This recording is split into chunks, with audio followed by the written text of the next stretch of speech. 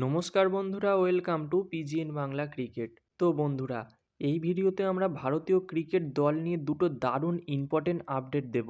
আর তার মধ্যে প্রথম আপডেটটা হলো বর্ডার গাভাস্কার ট্রফি 2024-25-এর দ্বিতীয় ম্যাচ নিয়ে, এবং দ্বিতীয় আপডেটটি হলো আইসিসি চ্যাম্পিয়ন ট্রফি 2025-এর জটিলতা কাটানোর জন্য গতকাল আইসিসি যে এমার্জেন্সি মিটিংটা করেছে সেই মিটিংয়ের সিদ্ধান্ত কী হলো সেই বিষয়টা নিয়ে। এবং বিসিসিআই ভারতীয় ক্রিকেট দলের নতুন ওডিআই জার্সি লঞ্চ করেছে, সেটাও তোমাদের দেখাবো এই ভিডিওর শেষে। তো গাইস, বুঝতেই পারছো কতটা ইম্পর্টেন্ট ভিডিও হতে চলেছে। অবশ্যই শেষ পর্যন্ত দেখতে থাকো, এবং যারা আমাদের চ্যানেলে প্রথমবার এসেছো তারা আমাদের চ্যানেলটি সাবস্ক্রাইব করে তার পাশের বেল আইকনটাকে অন করে দিও। তো প্রথম ম্যাচ হেরে দ্বিতীয় ম্যাচে কিন্তু অস্ট্রেলিয়া মিস করতে চলেছে তাদের তারকা বোলার জস হেজেলহুডকে।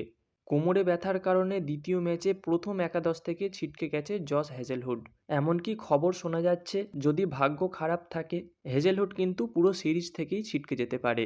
এতে কিন্তু বেশ কিছুটা সুবিধা পাবে ভারতীয় দল, কারণ সামনের ম্যাচটা আছে ডে নাইট টেস্ট, মানে পিঙ্ক বলে খেলা হবে। আর এই জস হেজেলহুডই এই অ্যাডিলেডের মাটিতেই ভারতের ব্যাটিংকে একা হাতে ধ্বংস করে দিয়েছিল। 36 রানে অল উইকেট হয়ে গিয়েছিল ভারত। সেখানে হেজেলহুড একাই মাত্র 8 রানে 5টা উইকেট নিয়েছিল।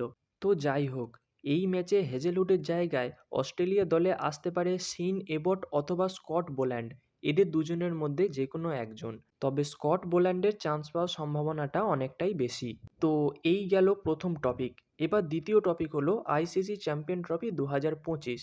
দেখো, এই জিনিসটা নিয়ে তো সমস্যা আছেই, যেখানে ভারত পাকিস্তানে কোনোভাবেই খেলতে যাবে না।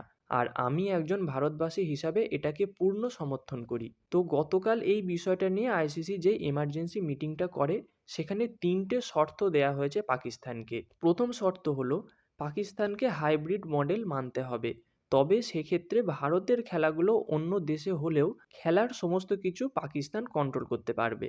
দ্বিতীয় শর্ত হলো পাকিস্তান যদি হাইব্রিড মডেল মানতে না চায় তাহলে বাকি দেশগুলোর ক্রিকেট বোর্ডের থেকে মতামত নেওয়া হবে।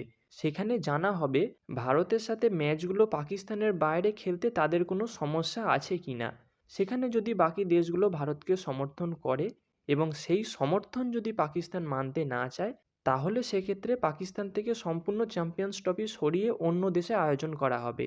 এমনকি পাকিস্তানকে চ্যাম্পিয়ন্স ট্রফি থেকে বাদও দেয়া হতে পারে।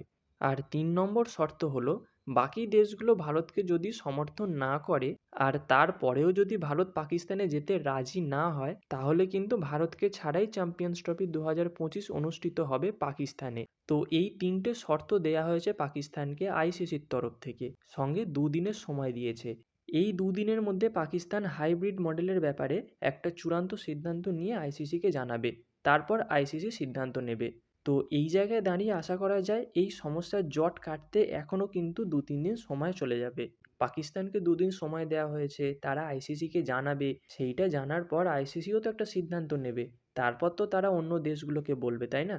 তো সেক্ষেত্রে আশা করা যায় সোমবার পর্যন্ত চলে যাবে এই বিষয়টা, এবং তারপরে আইসিসি কী সিদ্ধান্ত নেয় সেই দিকে তো আমাদের নজর থাকবেই। তো যাই হোক, দুটো জেনুইন আপডেট তোমরা পেয়ে গেলে।